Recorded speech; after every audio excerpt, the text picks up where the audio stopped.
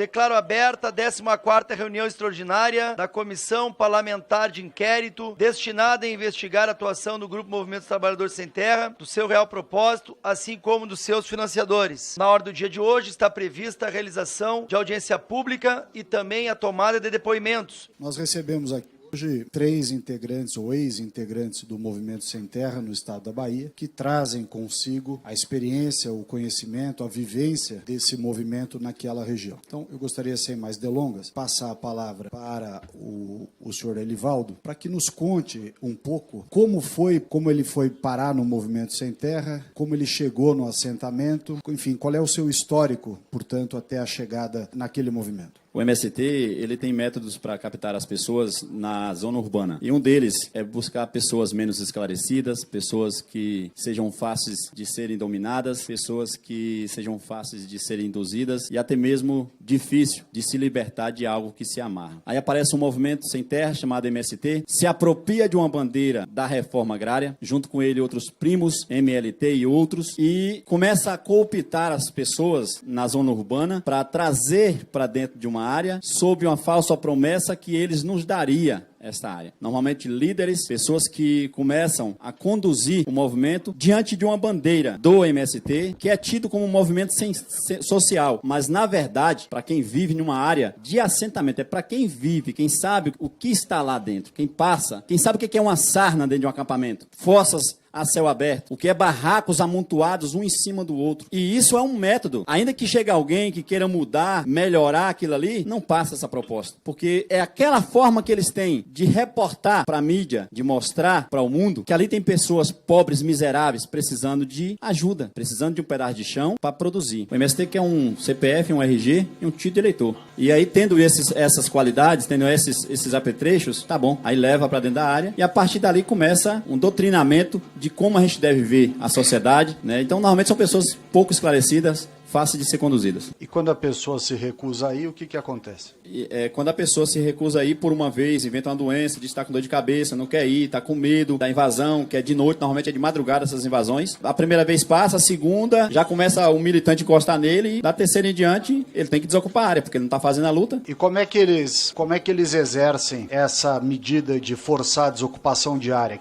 Qual é o grupo que vai lá para dizer para você sair e quais métodos eles utilizam para fazer você sair da área? É uma pressão, primeiro, psicológica, né? Existe um grupo na organização, existe um grupo chamado disciplina. Esse grupo de disciplina, ele é que determina quem fica, quem não fica. O coordenador fala, ó, fulano tem que sair. Aí chega 10 homens na sua casa, no seu barraco, armado muitas das vezes de facões e porretes, e outros armados até com armas de fogo. E essa metodologia, o recado é dado. Ó, você vai entrar nos trilhos, ou então você vai ter que desocupar a área. Aí se alguém questiona, mas a área não é sua, a área não é do MST, esse aí assinou o seu passaporte para sair mais rápido. Se você ficar quietinho, dizer, não, na próxima eu vou, tudo mais, você ainda permanece ali. Mas as pessoas os militantes começam a ficar te olhando. Todas as noites, nos acampamentos, especialmente acampamentos recentes, existe guarita na porta de entrada do acampamento, ninguém passa sem ser identificado. Só os militantes, as pessoas que frequentam a área, qualquer outra pessoa não passa dali para frente, tem que ser identificado. O senhor presenciou casos em que as pessoas se recusaram a comparecer ou a participar dessas invasões e tudo, e foram expulsas? Vários casos. Hoje, nesse exato momento, tem pessoas sendo expulsas de um acampamento lá no extremo sul da Bahia, pressão psicológica, o militante vai na casa e diz, ó, você se alinha ou você vai embora. Se os senhores fossem lá, não sei se essa comissão vai lá, fosse lá, vocês iam ver, né, o estrago que está naquele assentamento. Casas no chão derrubadas, pessoas que foram apanhadas expulsas, várias casas derrubadas, onde tem um caso de um senhor de 67 anos e uma senhora de 68 anos. Os dois apanharam de pistola na cara e caminharam mais de 15 quilômetros a pés, madrugada fora. Tem tudo registrado. E o que mais deixa a gente como assentado da reforma agrária, não em áreas do MST, porque o MST nunca comprou uma área, e mesmo nunca tendo comprada, é o maior latifundiário deste país, por não comprou uma grama de terra, mas é o maior, porque ele detém maior posse de terra. O acampamento ficou de 1993 a 2012 sem qualquer medida de conversão dessa área em loteamento, em assentamento, com os respectivos lotes, e que nesse nesse interregno, para que fique claro, 93 a 2012, portanto quase 20 anos, as lideranças do MST naquela localidade alugaram a área que deveria ser objeto de todos os assentados, eles arrendaram, os líderes, e eles ficaram com o dinheiro não foi distribuído entre os assentados, essa é a pergunta. Confirmado, tudo isso aí. Como e por que se deu o seu afastamento com relação ao movimento? Nós entendemos que era uma boa oportunidade, o INCRA estava se ensaiando a dar documento, a entregar esses títulos de propriedade, em 2019. E aí nós entendemos que era uma boa oportunidade da gente chegar à documentação. E aí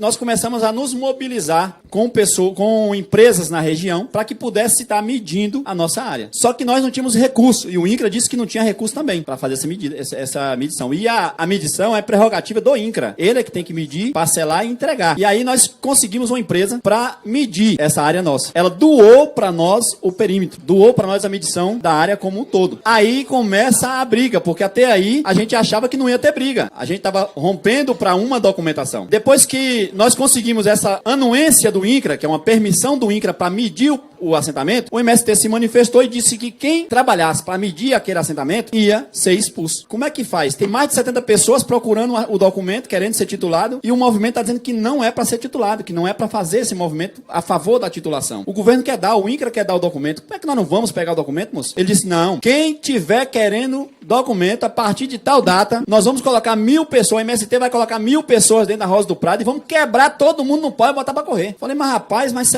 será o momento da gente poder mudar esse quadro, ter documento, ter título. E isso o Rosa do Prado com 27 anos. E quando a empresa Rural e Cia foi fazer uma reunião para dar o pontapé inicial, lançar a pedra fundamental de medir o assentamento, precisou ir com policiais, precisou levar a polícia, porque o MST estava organizado para quebrar a empresa no pau. E o movimento começou a colocar pessoas no assentamento. Chegou um período que lá tinha mais de 600 pessoas para nos quebrar no pau e nos expulsar do assentamento. Daí para frente só foi briga com o MST, incursão contra nós, muita gente dentro do assentamento, passava em frente os lotes e atiravam para nos coagir, levaram mais de 600 pessoas para dentro do assentamento. E a palavra de ordem é tem que pegar e quebrar. Por que isso? Porque em todos os assentamentos que eles perderam a direção da associação, eles batiam nas pessoas e quebravam. No extremo sul da Bahia, tem pessoas agora aleijadas. Dona Eliene, ela está aleijada e expulsa do seu lote. Por quê? Porque ela foi presidente da associação. Está aleijada. E o sobrinho dela morreu aleijado da coluna, que o MST quebrou eles no pau, quebrou a coluna dele. Esses recursos que são repassados do INCRA aos assentados, por acaso as lideranças do movimento cobram algum percentual sobre os valores que são repassados aos assentados? 5% é cobrado dos valores que é repassado para os assentados. O MST cobra 5% dos valores que é repassado para os assentados. Exemplo, lá foi pago um crédito que era de 5 mil, foi pago 2.800. Cada um teve que tirar R$125 e pagar para o militante e receber um comprovantezinho de 2 horas máquinas sustentando aquele valor para uma possível prestação de conta. Nós temos também tinha uma mesada também lá de R$10. A gente também pagava, tinha um comprovantezinho, era uma contribuição para a Nacional. Essa contribuição do que vinha do INCRA era tirado no ato do que pegava o dinheiro. Aquele que não pagava, você já sabia qual já era o caminho, né? Diante de tantas ilegalidades e abusos que têm sido cometidos, qual é a postura adotada pela Polícia Militar e pela Polícia Civil do Estado da Bahia? O Estado da Bahia não move uma palha para com essas famílias. Imagine os senhores que eu votei no PT na Bahia, meu último voto para fazer deputado, senadores, para fazer governadores. Meu último voto no PT na Bahia foi em Haddad, no primeiro e no segundo turno. Eu votei em Haddad no primeiro e no segundo turno, porque eu acreditava naquela situação. Eu estive na Casa Civil, procurando proteção. Tivemos em vários órgãos Quando competentes. o senhor esteve na Casa Civil, quem era o governador da Bahia? Rui Costa era o governador da Bahia. Rui Costa era governador da Bahia. Então a gente foi várias vezes pedir socorro. Então somente isso. Nós nunca quisemos brigar. Pedir socorro. Mandamos recado pro deputado que representava o movimento. Contenha seu povo. Pede para parar. Parece que não chegava. Quem era o deputado que representava o movimento? Valmir Assunção. Aqui tem nome de todos eles. Tem nome de todos eles, inclusive do deputado.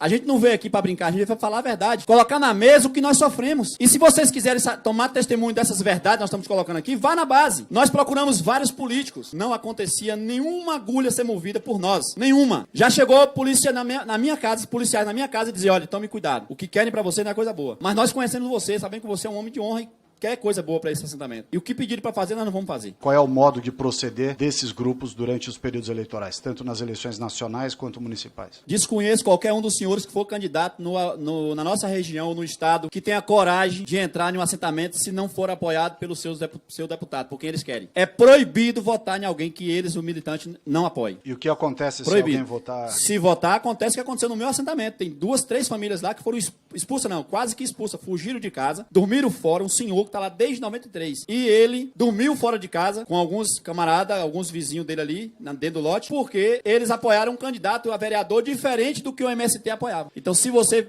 manifestar um voto contra alguém que o MST aponta, pode ter certeza que você vai descer a ladeira. Não vai ficar lá, não. O que é feito quando a invasão ocorre? O que é feito com os ativos que lá estão? Veículos, implementos agrícolas, equipamentos. O que acontece com esse material todo? Vou dar um exemplo da fazenda muito conhecida no extremo sul da Bahia, que empregava, há 10 anos atrás, quando foi invadida, mais de 300 pessoas. JU é o nome da fazenda. Produzia muito café, muito altamente produtiva de café. A JU foi invadida há 10 anos. Lá tinha mais de 60 máquinas agrícolas. Não tem mais. Foram todas roubadas. Roubadas por quem? Pelo MST. E com quem acabou ficando esses equipamentos que foram subtraídos? Aí a gente não sabe porque sumiu, né? Tomou Dorinho, ninguém sabe onde tá elas. E hoje? Como é que tá hoje, depois de 10 anos? Foi dividir os pés de café. Em média de 5.500 pés de café a 7.000 pés de café para cada assentado. Ou melhor, acampado, porque lá não é assentamento ainda. Foi dividido para essas pessoas. E as pessoas que estão lá detendo esses 5.000 a 7.000 pés de café, eles são obrigados a colher o café, sem nenhuma técnica para poder manter aquele café produtivo, e é obrigado a vender para o MST por um preço diferenciado do que está no mercado. Por preço diferenciado do que está no mercado. Preço abaixo, pessoal. Preço abaixo do valor que está, é abaixo. Atenção,